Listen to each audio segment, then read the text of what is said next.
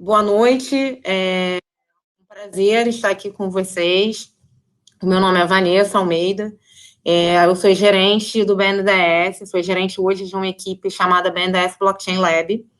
E aí, a Fabiane me convidou para falar um pouco sobre esse trabalho. E eu montei uma apresentação para vocês, onde eu começo explicando o que é blockchain. Eu acho que talvez nem todo mundo conheça os conceitos básicos da tecnologia, então acho relevante compartilhar para a gente tentar ficar todo mundo na mesma página. E depois eu vou falar um pouco sobre os projetos que a gente toca aqui.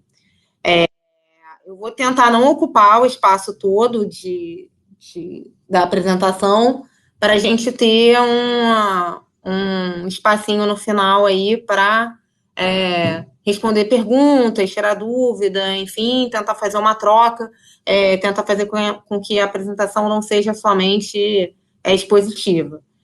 Então, se vocês quiserem aí ao longo da apresentação irem mandando perguntas aqui pelo chat, eu vou lendo, vou tentando responder durante, o que não for possível responder durante, quando eu terminar a apresentação, eu tento responder.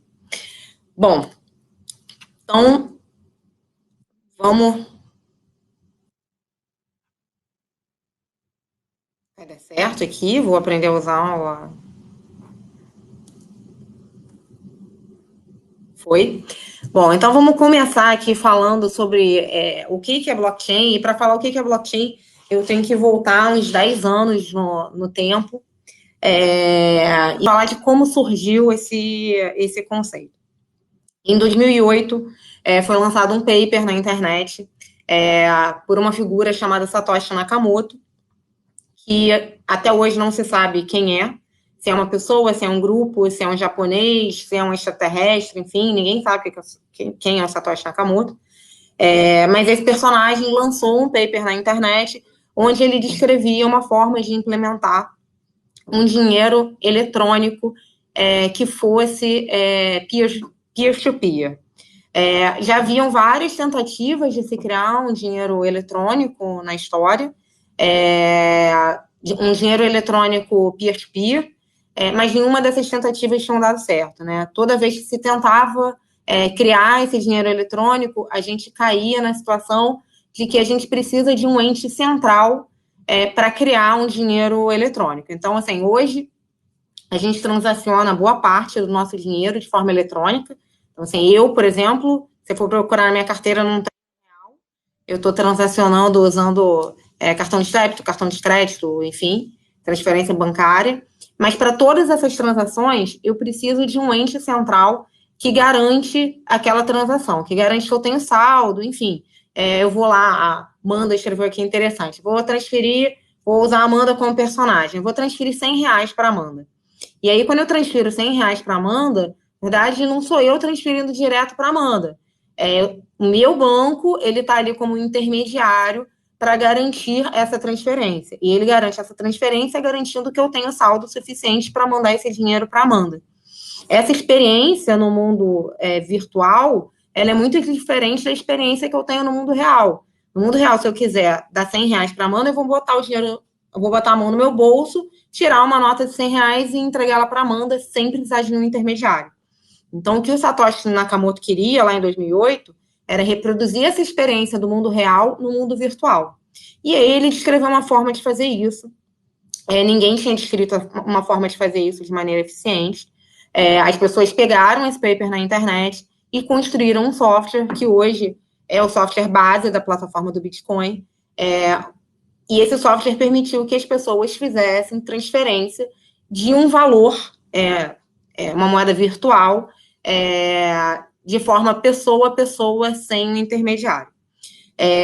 A tecnologia por trás desse feito é a tecnologia que a gente chama hoje de blockchain, que lá em 2008, quando foi lançado esse paper, não se chamava de blockchain, né? O paper fala só do Bitcoin, mas a partir daí as pessoas viram por trás do conceito do Bitcoin essa tecnologia que é a blockchain, e de lá para cá, nos últimos 10, 11 anos, esse mercado evoluiu muito, com a tecnologia blockchain sendo aplicada não só para transferência de valores, mas para outras diversas aplicações que eu vou passar um pouco mais aí durante a apresentação. Nesse mercado de moedas eletrônicas, só para vocês terem uma ideia, no final do ano passado, a gente já tinha mais ou menos cerca de 2.000 moedas eletrônicas, porque o fato de você ter criado um software que habilita você fazer essas transações e tal, tornou muito fácil você criar uma moeda eletrônica. Então, as pessoas saíram criando moedas. Boa parte dessas moedas não tem valor nenhum, mas várias delas têm valor. Hoje, esse mercado é um mercado de bilhões de dólares e o Bitcoin sozinho responde por aproximadamente 65% do mercado. Esses dados, eles são muito flutuantes, então, pode ser que hoje esse dado exatamente de market cap, de percentual do market share do Bitcoin, não esteja exato, porque a flutuação de todas essas moedas virtuais ela é muito grande. É um mercado muito volátil. Sim, o Bitcoin já chegou a 10 mil dólares, hoje está em 7 mil. Há 2, 3 anos atrás era menos de $1.000, enfim, é um mercado muito volátil. Mas eu não vou falar aqui... esse é o único slide que eu vou falar sobre Bitcoin, os outros slides eu vou falar sobre a blockchain, que é a tecnologia por trás disso. Bom, vamos lá. E o que essa tecnologia trouxe de diferente, né? Verdade, a grande questão por trás de criar um dinheiro virtual que fosse pessoa a pessoa, sem intermediário, era a questão de atacar o desafio da duplicação. Porque toda vez que a gente transaciona alguma coisa na internet, a gente envia alguma coisa na internet, na verdade, a gente está enviando uma cópia. Então, se eu vou enviar um documento para o Henrique, na verdade, esse documento ele continua estando comigo e eu enviei uma cópia para o Henrique. Então, tudo que existe no mundo virtual, a gente tem um custo para gerar a primeira versão, mas depois que a gente quer gerar novas versões, o nosso custo de gerar novas versões, ele vai tendendo a zero. Então, eu crio uma música, criar a primeira versão dessa música é caro, depois eu criar várias cópias dessa música tende a ser muito barato. A mesma coisa acontece com uma apresentação, com um documento, enfim, com qualquer coisa que represente uma informação e que a gente esteja transferindo pela internet. Então, a gente diz que, na verdade, o que a gente está trafegando na internet são cópias de informações originais.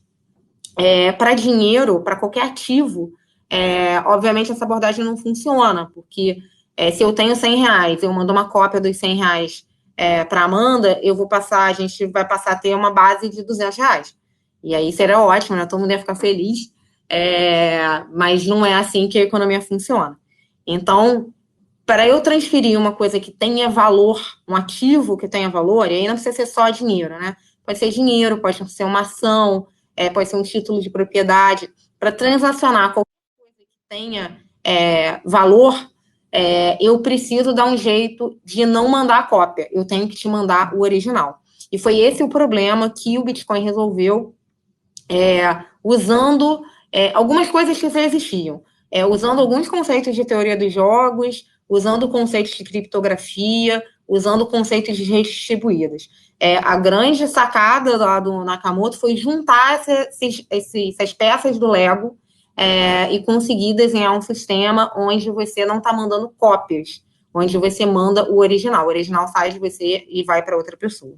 E aí, a primeira aplicação disso foi para uma moeda virtual, mas rapidamente as pessoas perceberam que isso podia ser usado para muito mais do que uma moeda virtual. Isso podia ser usado para qualquer coisa que tenha valor.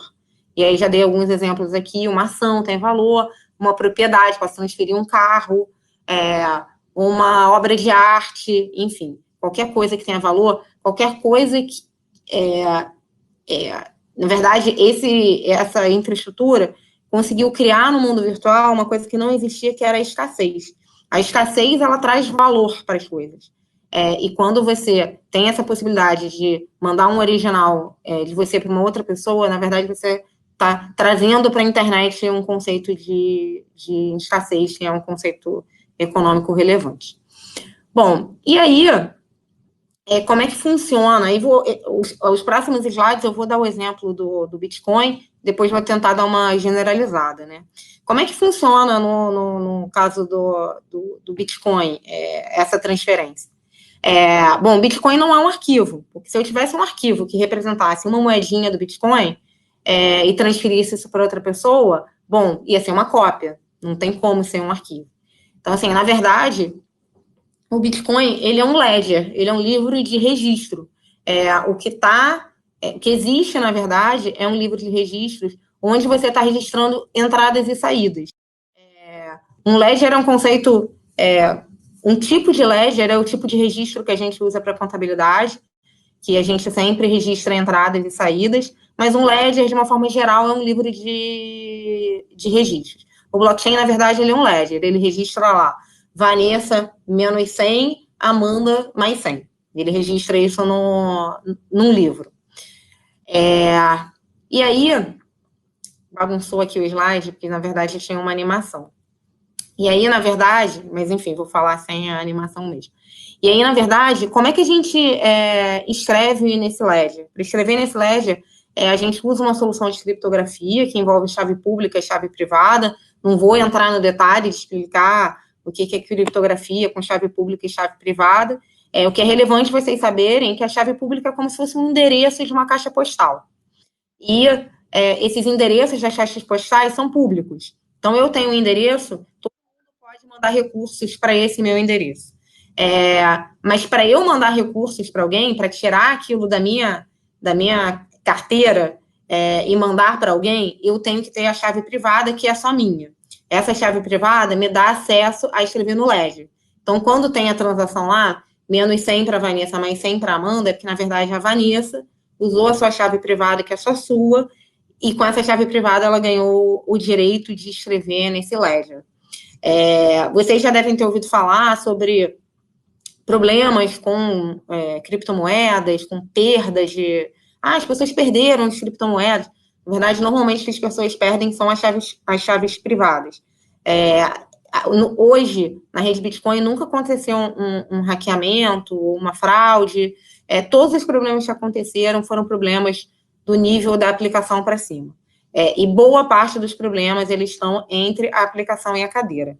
São os seres humanos que não conseguem lidar com a tecnologia e vão lá e o cara perde a chave privada. Já teve gente que guardou a chave privada no HD, jogou o HD fora. Enfim, tem N histórias pitorescas sobre isso. Bom, mas aí é um ledger, a gente usa criptografia para que as pessoas escrevam nesse ledger com os pares de chaves privadas e chaves públicas. Mas aí o que faz, o que dá segurança para esse ledger de forma que ele não precise de um intermediário para tomar conta do ledger? Porque se a gente parar para pensar, o nosso banco, ele também tem um ledger. Lá, quando sai R$100 da minha conta, tá gravado lá no Itaú, no ledger, que o Itaú toma conta, que saíram R$100 da minha conta. É um ledger também, mas é um ledger centralizado. A grande diferença do Bitcoin e das blockchains é que o ledger, nesse caso, é um ledger descentralizado. Ou seja, cada computador que faz parte da rede, ele tem uma cópia desse ledger. E aí a gente chega aqui num conceito importante. Uma blockchain, na verdade, ele é um software, mas esse software ele roda de forma distribuída numa rede que é uma rede descentralizada, né? É uma rede onde os diferentes computadores que fazem parte da rede, eles não têm um mais poder do que o outro, eles têm um poder pareado. E aí, no caso do Bitcoin, é uma rede pública, qualquer computador no mundo pode pleitear, entrar na rede Bitcoin, e aí quando você entra na rede Bitcoin, você pode baixar o ledger, você vai ter uma cópia do ledger.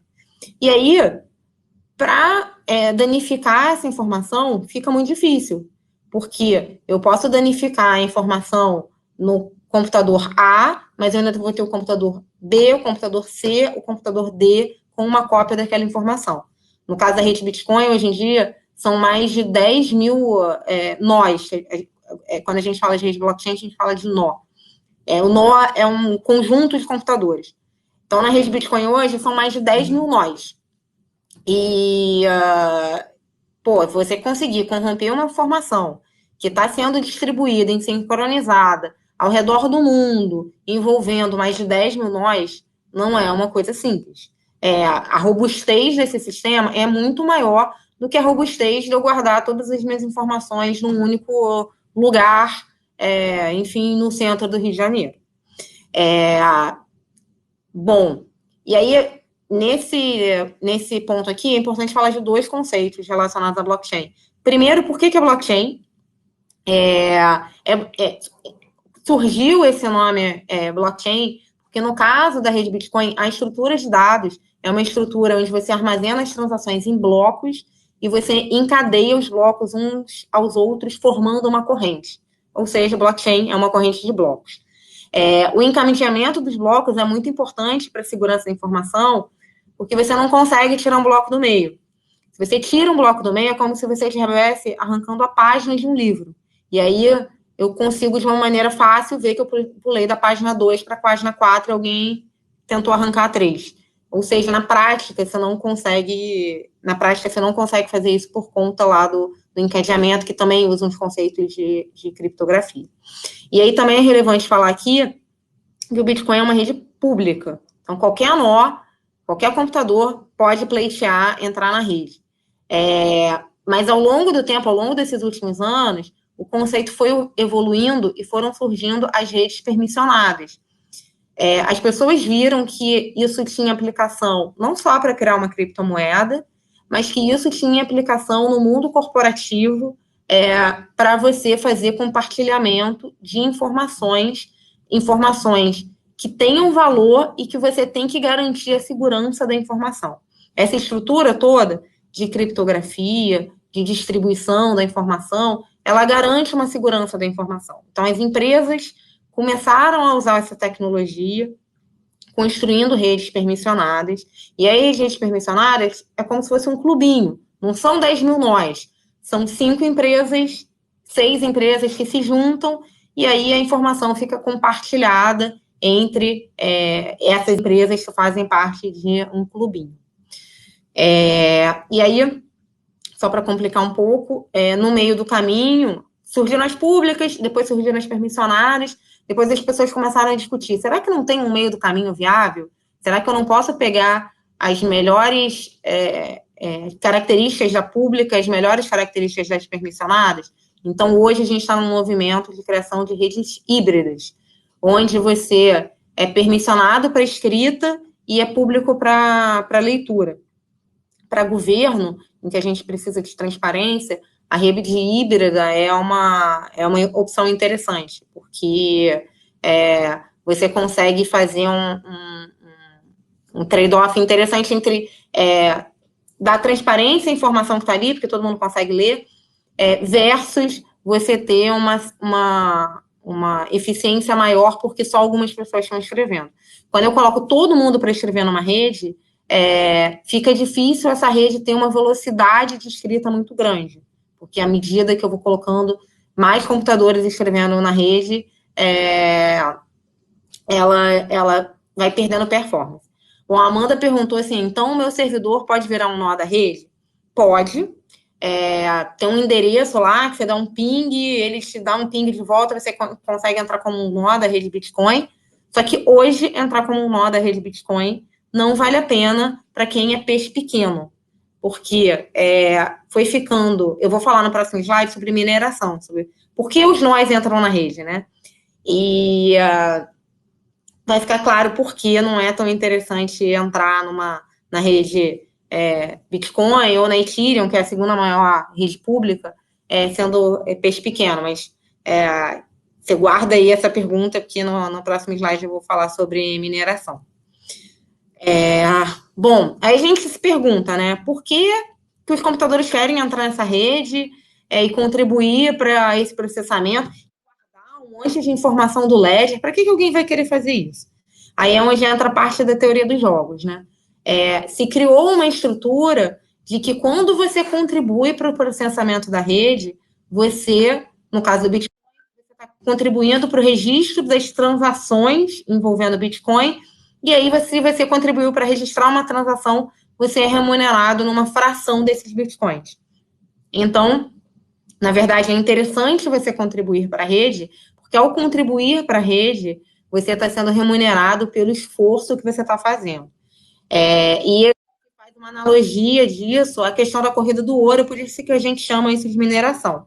Para você registrar uma transação no Bitcoin, você tem que resolver uma espécie de quebra-cabeça criptográfico. E para você resolver esse quebra-cabeça criptográfico, você faz como tentativa e erro. Tem um problema matemático, você tenta resolver, conseguiu, beleza. Não conseguiu, tenta de novo. Não conseguiu, tenta de novo. E aí, por conta de você ter que fazer várias tentativas, você tem um gasto de processamento e um gasto de energia muito grande. E aí, à medida que a rede vai crescendo, vai ficando mais difícil você fazer esse processamento. Então, hoje, para minerar na rede Bitcoin e valer a pena, né, economicamente, você tem que ter servidores muito parrudos, as pessoas colocam placa de vídeo, porque placa de vídeo tem mais processamento, enfim. Tem uma fotinho aqui embaixo, não sei se vocês estão conseguindo ver, de um parque minerador de Bitcoin. E para vocês terem ideia, isso é um parque minerador de Bitcoin. É um galpão enorme com computadores de última geração minerando Bitcoin. Então, Amanda, se você quiser botar seu servidor para ser um nó da rede, você vai conseguir fazer isso, mas você vai demorar tanto tempo para ganhar um Bitcoin que não vai pagar a sua energia. Essa é a resposta. Existem outras redes, em outras redes menores, às vezes ainda é interessante de uma pessoa física, ou enfim, um servidor menor entrar na rede para minerar. Mas a rede do Bitcoin realmente ela é a maior e é que tem mais poder de processamento envolvido nela. E aí, por isso que quem já ouviu falar sobre isso, Bitcoin, provavelmente ouviu uma associação entre Bitcoin e gasto de energia, e nananã, é por conta disso. Porque para minerar você tem que gastar muita energia. E as pessoas falam, mas está gastando muita energia com Bitcoin. E aí eu falo, está gastando muita energia? Não sei, comparado com o quê? Porque assim, quanta energia que a gente gasta para extrair ouro do planeta e fazer reserva? Quanta energia a gente gasta para produzir dólar? Enfim, não é uma discussão muito simples, né? Porque é uma discussão que você tem que estabelecer o parâmetro de qual essa discussão. Mas, enfim, tem toda uma discussão sobre isso. A forma de fazer a mineração do Bitcoin é uma forma custosa computacionalmente, mas hoje existem outras alternativas, né? A gente chama isso, essa mineração, a gente chama de mecanismo de consenso. Porque, na verdade, você precisa de algum algoritmo, algum mecanismo para fazer com que toda a rede ela entre no consenso sobre a real versão da informação que está ali. O mecanismo de consenso do Bitcoin, que é o que a gente chama de prova de trabalho, ele é o mais complexo, mas existem outros mecanismos de consenso que são muito menos intensivos em gasto computacional. Bom, e aí, esse é o último slide mais conceitual. A gente vem dizendo que com esse advento, né, com o surgimento da tecnologia blockchain, a gente está num momento no mundo em que a internet pode passar a ser uma internet da informação, a gente troca informação, o que já foi uma evolução, né, com a Web 2.0. A Web 2.0 permitiu que a gente compartilhasse informação, que grandes players compartilhassem informação. A Web 2.0 trouxe uma democratização, qualquer um passou a poder ser um conteudista e compartilhar a informação. A gente pode estar entrando numa outra era que a internet não vai ser só um lugar para troca de informação, a internet vai ser um lugar para troca de valor. E aí, valor pode ser dinheiro, pode ser arte, pode ser um quadro, uma música, um livro, enfim. Pode ser uma informação que seja muito relevante, um ingresso, por exemplo, enfim. Eu posso estar transferindo aquilo ali junto com o valor. Hoje a gente faz essas coisas descasadas, né? Vai o dinheiro e depois alguém te manda a informação. Mas essas coisas, elas podem ter um casamento entre elas com essa tecnologia. Bom, aí só falar rapidamente, A gente chama o Bitcoin de blockchain de primeira geração. As blockchains de segunda geração, elas foram introduzidas por uma plataforma chamada Ethereum. Hoje, a maior parte das criptomoedas que existem, elas existem em cima da plataforma Ethereum, que é uma plataforma que trouxe um padrão para você construir criptomoeda. Ela tem um posicionamento bem diferente do Bitcoin, porque na plataforma Ethereum, ela se colocou como uma espécie de computador universal. Então, você tem uma linguagem de programação em cima da plataforma, onde você consegue programar qualquer coisa. E essa qualquer coisa é o que a gente chama de smart contract. É um programa de computador que tem uma lógica. Aquele smart contract, ele está numa plataforma aberta, então ele é compartilhado, e depois que ele é implantado, ele não tem como ser alterado sem que os participantes da plataforma vejam essa alteração, o que também dá um nível de segurança, não só a informação, mas dá um nível de segurança ao processamento. Bom, e aí tentando fazer um resuminho aqui de quais são as principais características da blockchain. Blockchain, ela é distribuída e descentralizada. Ela permite uma comunicação ponto a ponto, sem intermediários. Ela permite transparência e rastreabilidade com pseudônimos, que são as chaves públicas. Eu consigo rastrear e saber o que está indo de uma chave pública para outra, mas muitas vezes eu não consigo saber quem é o dono da chave pública. Por isso que a gente diz que a transparência e rastreabilidade com pseudônimo. Então, as pessoas falam, o pessoal usa Bitcoin para lavar dinheiro. E eu falo assim, gente, lava dinheiro de outro jeito, porque com Bitcoin, se você é o dono de uma chave pública e você transferir um Bitcoin para alguém, todo mundo vai ver que foi daquela chave pública que saiu o Bitcoin para o outro. Mas a pessoa não sabe quem é o dono da chave pública, mas se alguém conseguiu rastrear, rastreou todas as suas transações. Exatamente. Então, assim, tipo, não, pô, tem muita confusão sobre isso no mundo. E, inclusive, já teve caso no Brasil de que se pegou gente lavando dinheiro usando Bitcoin. E que foi mais fácil rastrear porque a pessoa estava usando Bitcoin. E aí, por último, a blockchain, ela a informação que ela é colocada lá, ela é inviolável e irreversível. Se eu escrevi, eu tenho como fazer estorno, mas eu não tenho como apagar. Então, se eu mandei os R$100 se eu escrevi lá, transferi 100 para Amanda, transferi. E aí, se eu falar, putz, Amanda, não podia te mandar esses 100. Aí a Amanda vai ter que fazer uma transação reversa e falar, tô transferindo de volta 100 para Vanessa. Mas não tem como eu desfazer o que eu fiz. E isso se aplica tanto aos dados, quanto se aplica aos programas de computador. Então, o smart contract, quando eu registro esse código na blockchain, ele também passa a ser inviolável e irreversível. Essa é uma das características da tecnologia que está sendo mais explorada, principalmente no mercado corporativo.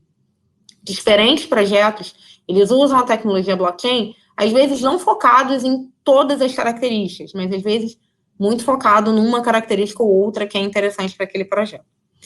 E, por último, a blockchain programável. E aí tem um conceito que surgiu, não sei se o Nasser abordou isso na apresentação dele, que é o que a gente chama de dinheiro programável. Porque na hora que você coloca um smart contract lá, e você pode associar esse smart contract a um valor monetário, eu trago a possibilidade de eu programar o dinheiro. Eu posso programar que esse dinheiro não pode ser transferido para fora do Brasil, sei lá, para uma... se chegar uma informação, determinada informação, eu não vou fazer essa transferência. Enfim, eu posso tomar decisões em cima das transferências de valores enquanto a transferência está acontecendo. Normalmente, hoje, essas decisões, elas são tomadas a posteriori ou de forma descasada, né? Porque a gente não tem como programar o dinheiro.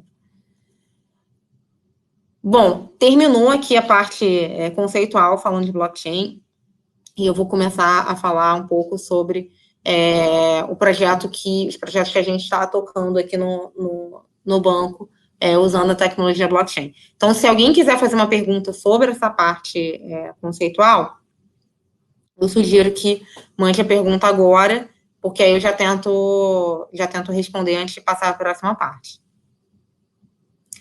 1, 2... Tá beleza. A Amanda falou que tá beleza, então tô seguindo em frente. Bom, e aí, como é que a blockchain entrou na pauta aqui do BNDES, né? No final de 2017, a gente teve um concurso de inovação aqui no banco, onde se abriu uma oportunidade para que todos os funcionários do BNDES apresentassem uma ideia para responder alguns desafios do banco. E aí esses desafios eram novos e melhores produtos e serviços, diálogo com a sociedade e eficiência de processos. Na época, eu me juntei com outras pessoas, né? A gente formou um grupo, você podia se associar livremente com outros funcionários e formar um grupo para apresentar uma ideia. E aí, eu me juntei com outros funcionários para apresentar uma ideia, e a nossa ideia era relacionada ao desafio diálogo com a sociedade. A ideia era usar a tecnologia blockchain para aumentar a transparência dos desembolsos do BNDES. Eu sou da área de tecnologia, né? A gente estava em casa estudando a tecnologia por conta própria, e a gente se interessou muito por essa característica, né? A característica de que você consegue ter transparência numa blockchain, transparência de transferências monetárias. E a gente falou, pô, será que não dá para usar isso para aumentar a transparência dos desembolsos do banco? Enfim, e aí a nossa ideia era fazer uma prova de conceito com a tecnologia para provar se era possível e se esse conceito se mantinha de pé, e foi isso que a gente apresentou lá no concurso de ideias. Ao todo, a gente teve 335 ideias, e as 10 ideias mais votadas pelo corpo funcional fizeram um pitch estilo Vale do Silício para os nossos superintendentes. E aí, como a gente conseguiu convencer os nossos superintendentes de que essa ideia deveria virar um projeto? Eu acho que principalmente mostrando esse slide aqui. Esse slide é de uma pesquisa de 2017, de uma consultoria chamada Edelman, que todos os anos faz uma pesquisa sobre a confiança nas sociedades. E aí eles olham o nível de confiança nas instituições privadas, nas instituições públicas, confiança interpessoal, enfim. Confiança nas democracias ocidentais, enfim, tem várias visões. E a manchete da pesquisa de 2017 era a implosão da confiança. O que eles vêm observando, e os dados estatísticos mostram isso, é que ao longo dos últimos 10 anos, o nível de confiança nas democracias ocidentais ele vem caindo muito. No caso do Brasil, esses são os dados do setor público. Então, em 2017, 87% das pessoas se diziam preocupadas com corrupção, 24% das pessoas só acreditavam no governo, e isso nos colocava na 26ª posição entre os 28 países pesquisados. Eu já fiz essa apresentação em diversos fóruns com gestores públicos, e o que eu falo sempre esse resultado, ele não pode ser confortável para nenhum gestor público no Brasil.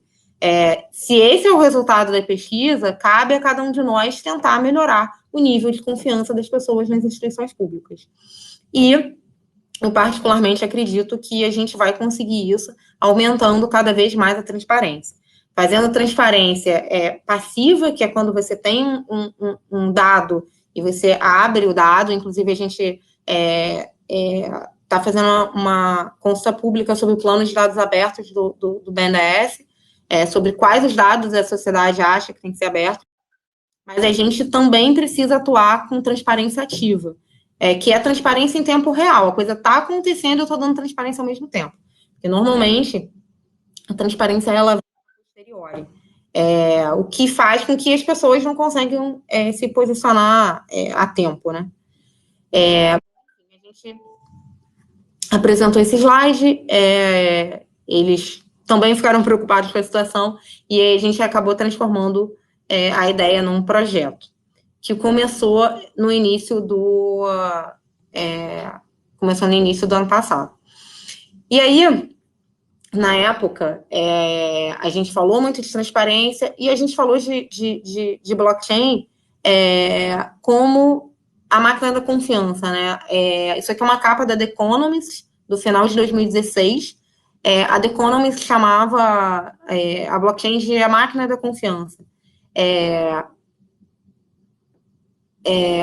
E aí, por que a The Economist chama, né, a blockchain de a máquina da confiança? Porque na hora que você traz essas características de eu estou colocando um dado que é distribuído, que é inviolável, que é transparente, você tende a aumentar o nível de confiança das informações. Essa é a ideia geral. Inclusive, eu escrevi há pouco tempo um artigo que eu compartilhei no LinkedIn, falando blockchain só usa se você precisa construir confiança.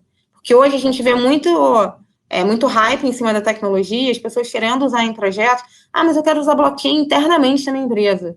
Eu falo, mas para quê? Em geral, assim, é uma tecnologia de rede e é uma tecnologia para construir confiança entre pares.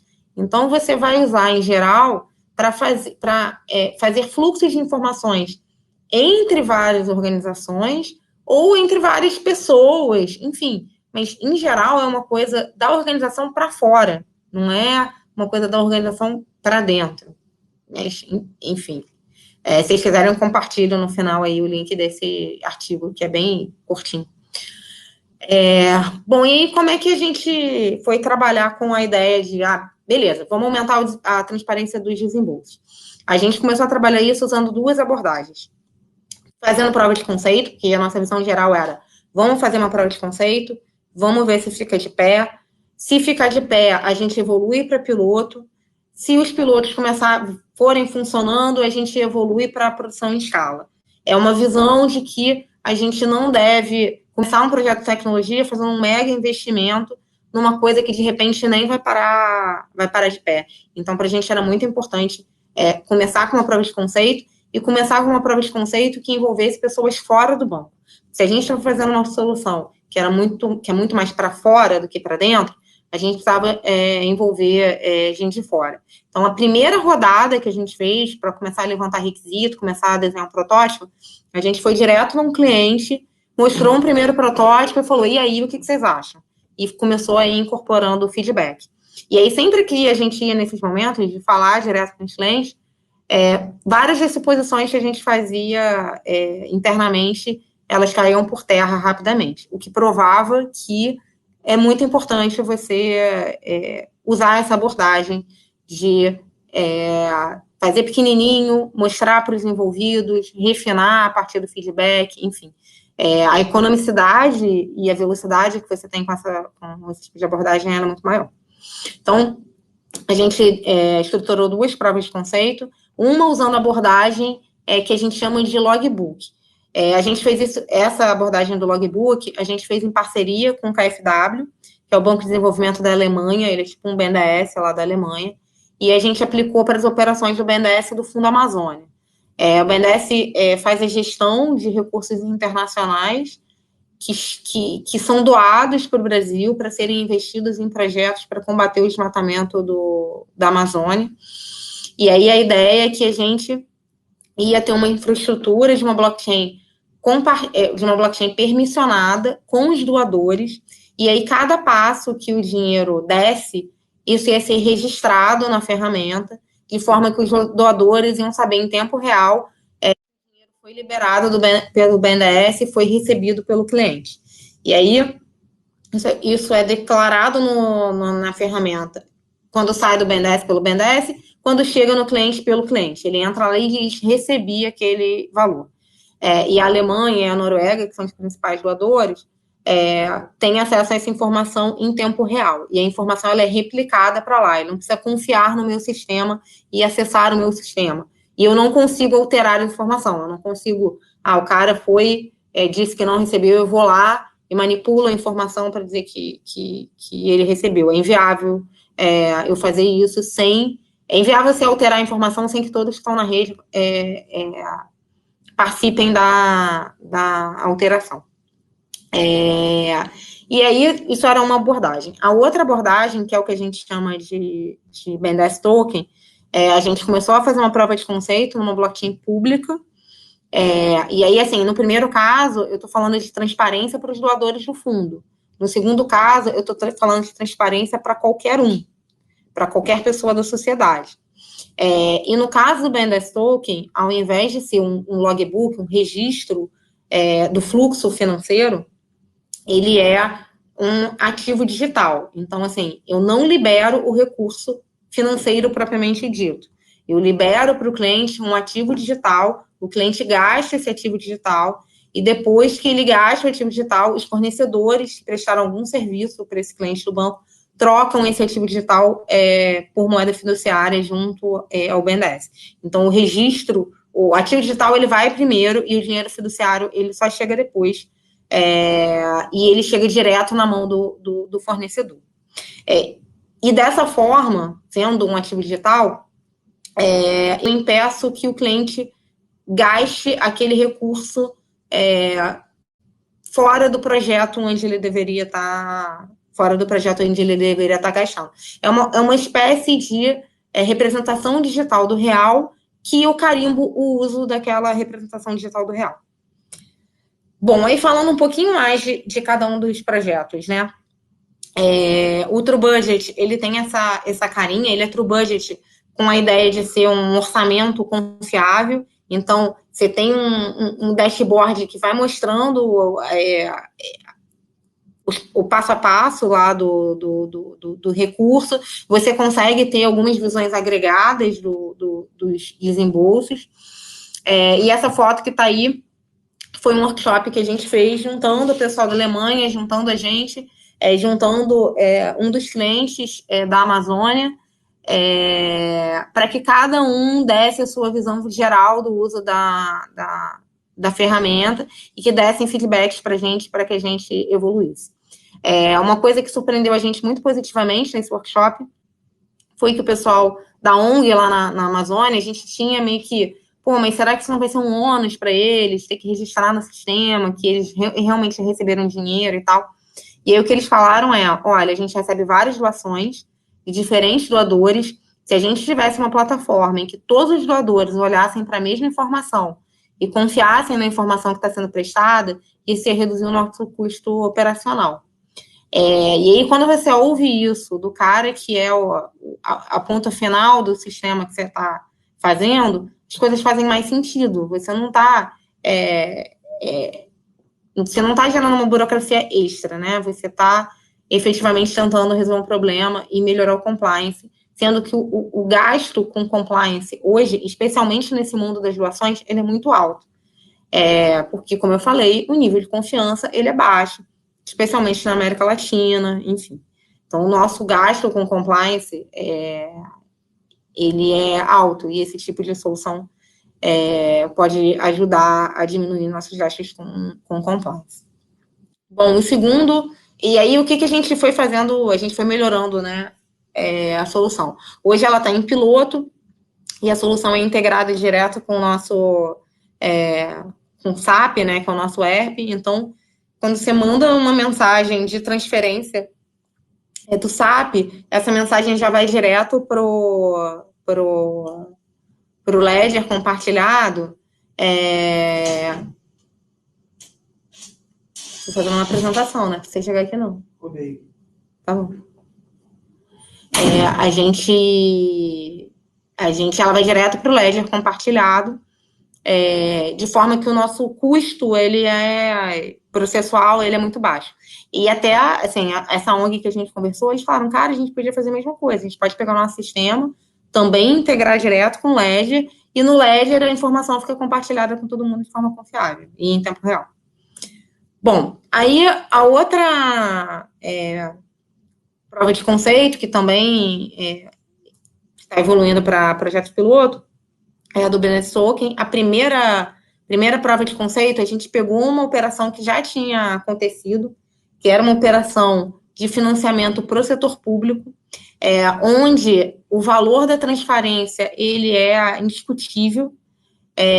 A gente foi conversar com a Secretaria de Fazenda do Espírito Santo, e aí a gente pegou uma obra que já tinha acontecido, que o BNDES tinha financiado, que era uma rodovia no Espírito Santo, e aí fez essa simulação usando a ferramenta e melhorando a ferramenta a partir do feedback deles. Então, nesse caso, o recurso sai do BNDES para o cliente, que é a Secretaria da Fazenda do Espírito Santo, A Secretaria da Fazenda, ela contrata por licitação vários fornecedores para construir essa estrada, esse é o propósito do financiamento, e aí ela transfere para esses fornecedores que estão construindo a estrada, e os fornecedores resgatam direto o recurso com o banco, trocando o token por dinheiro fiduciário. Qual é a diferença disso para o processo que acontece hoje? Hoje o dinheiro fiduciário ele vai para o cliente faz o gasto e faz a prestação de contas a posteriori para o banco. Você fazer desse jeito, além de você ter um conhecimento maior da sua cadeia em tempo real, você pode incluir regras aqui para fazer com que essas transferências aconteçam só quando determinadas regras forem obedecidas, né? Vamos dizer assim. E aí a gente fez essa prova de conceito, fez uma implementação em cima do Ethereum, que é uma rede de blockchain pública, o código hoje é aberto, e aí a gente evoluiu para uma segunda prova de conceito com a Ancine. O setor de cultura também é um setor onde a questão da transparência ela é bastante relevante, e aí a gente acabou evoluindo para um piloto com a Ancine, que está hoje em andamento.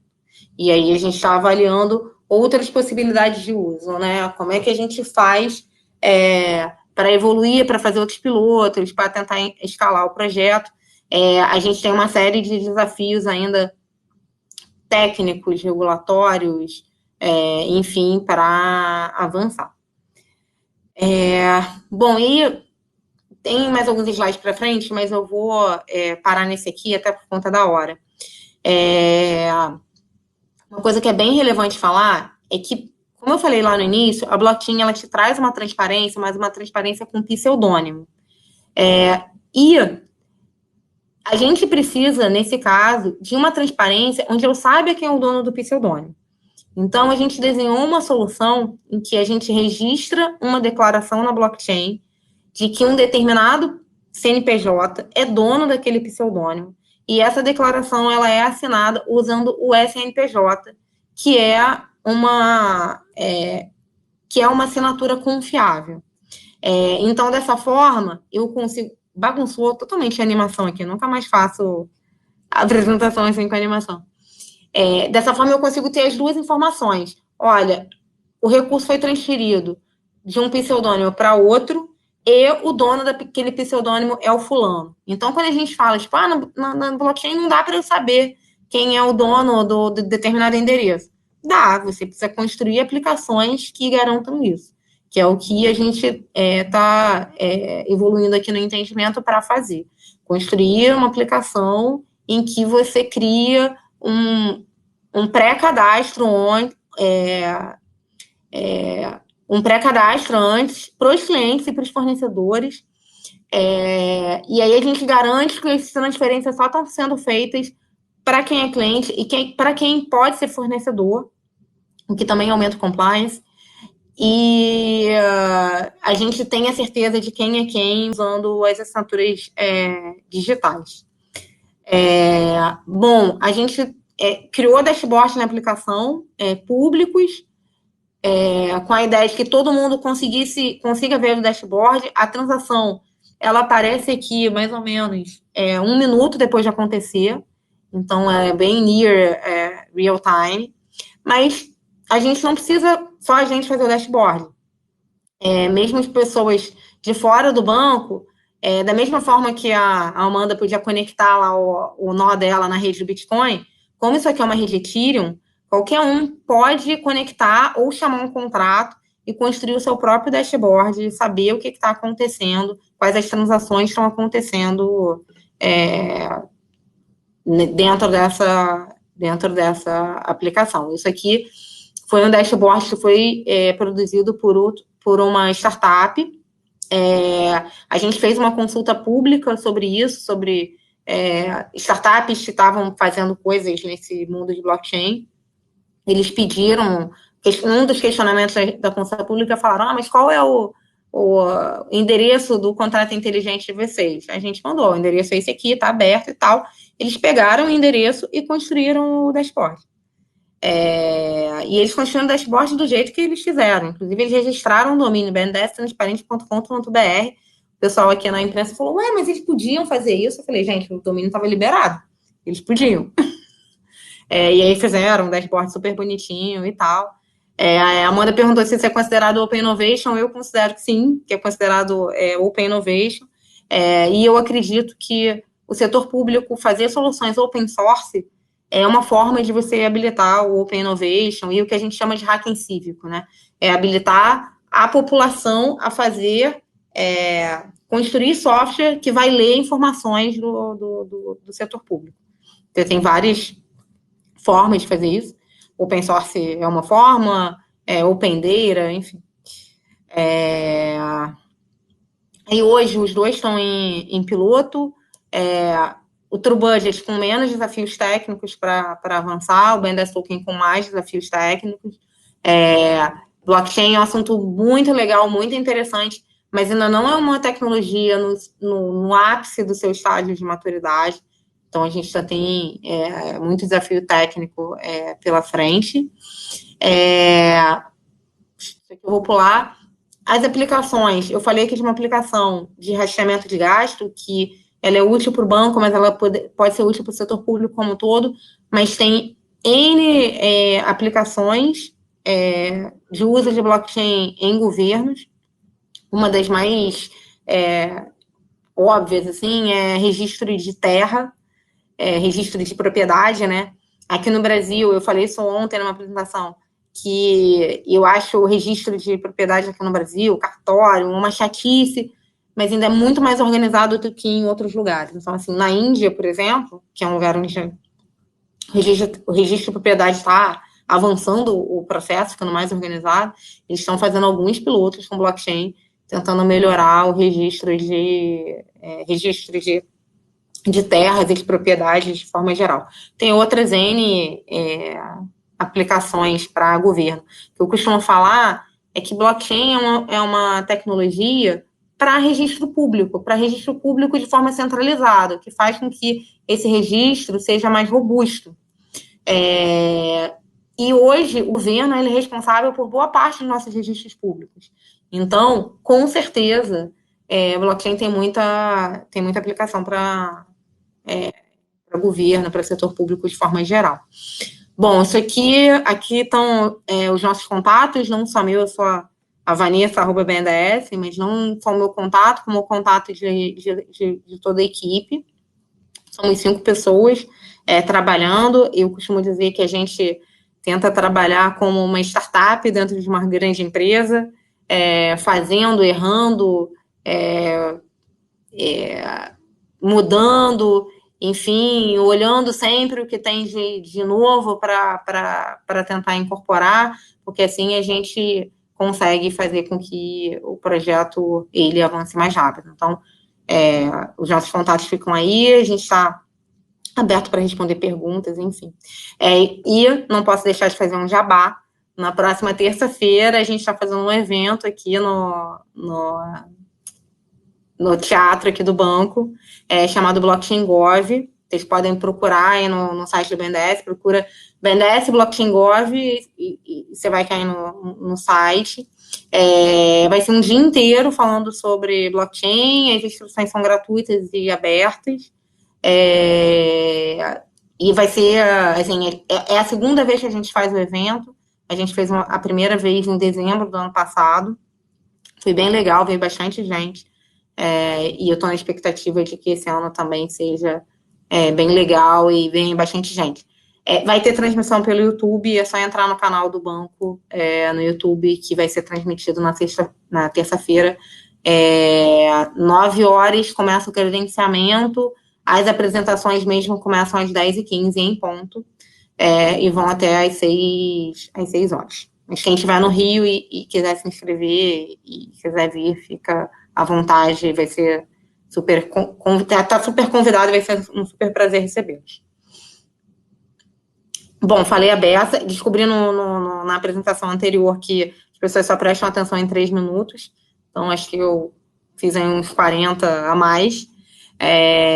Mas se vocês quiserem, eu vi que alguém mandou, tem várias perguntas, se alguém quiser fazer uma compilação aí, mandar perguntas, eu vou dando uma olhada aqui tentando responder. Por onde começar a estudar blockchain? Bom, primeira pergunta, Amanda, qual a sua formação? Você é de TI, você não é de TI? Porque acho que fica mais fácil eu te responder por onde começar a estudar. Você é de TI. Por onde começar a estudar blockchain. Bom, um dos primeiros livros que eu li sobre blockchain foi um livro chamado Blockchain Revolution, que é um livro do Tapscott, que é o mesmo cara que escreveu o Economics. Ele é bem conhecido. Esse livro não é um livro técnico, ele é um livro bem visionário, e é um livro que fala sobre aplicações de blockchain em diversos setores. Mas é um livro interessante, um livro que ficou bem conhecido, então se for tipo, para começar com uma coisa inspiracional, que eu acho que vai te motivar mais, eu acho que eu começaria com Blockchain Revolution. A gente sempre usa ele como referência, principalmente quando a gente está falando de cenários de uso. O livro tem bem essa divisão, ele vai pegando várias indústrias e falando de possíveis usos de blockchain naquela indústria. Aí fala entretenimento, aí fala, enfim. Se você estiver pensando no lado de implementação e tal, tem N plataformas de blockchain, então, tipo, eu quero programar para blockchain. Não é tão simples assim, que são várias plataformas. Eu te diria que hoje, uma das mais usadas, quando você está falando de blockchain no mundo corporativo, é o Hyperledger Fabric, que não é o que a gente usa aqui, mas ela é uma das mais usadas. Então, sugiro você procurar na internet, e aí é melhor a internet mesmo, tá? Internet, vídeo e tal, informações sobre o Hyperledger Fabric. E tem muita implementação também usando o Ethereum, que é o que a gente usa aqui. E aí tem versão do Ethereum pública, e existe já a versão do Ethereum permissionada para lidar com esse mercado do corporativo. E no Ethereum existe uma linguagem de programação chamada Solidity.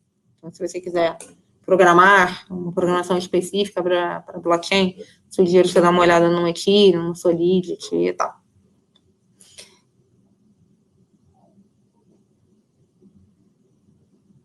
Estou com uma startup que trabalha com crédito digital. Espera aí, que eu estou em cima do... que trabalha com crédito digital, acumulando saldo para o cliente, comprar produtos em estabelecimento no futuro. Vai ser uma moeda virtual, a ideia é que as pessoas possam vender esse dinheiro na plataforma. Bom, se você está criando essa moeda digital e você tem a visão de que essa moeda vai ter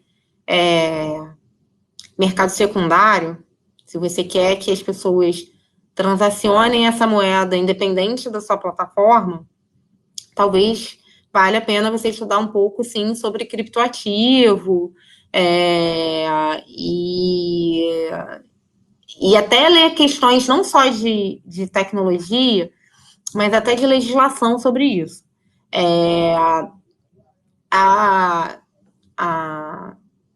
Os dois principais players no âmbito de legislação sobre isso são o Banco Central e a CVM.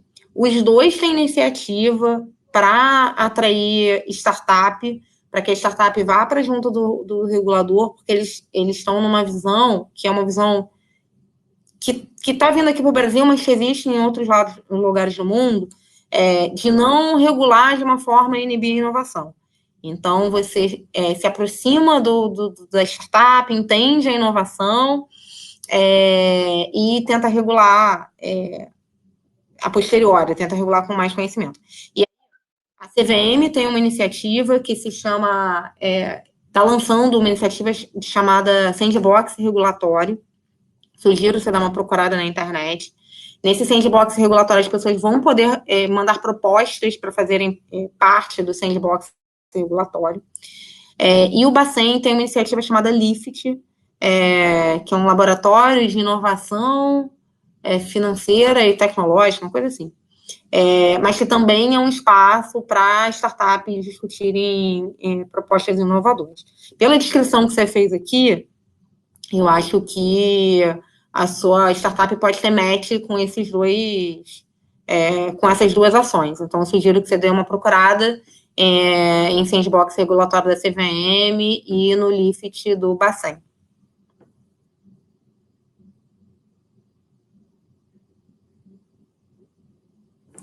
Teve mais alguma pergunta que eu perdi?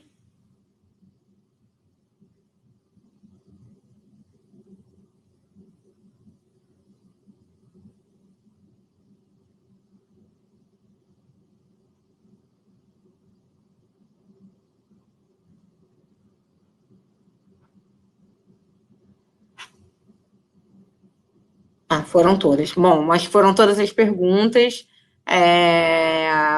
Bom, obrigada por vocês terem ficado até. Eu acho que a minha era a última apresentação, né? Obrigada por vocês terem ficado aí até agora. Espero que tenha sido esclarecedor para vocês.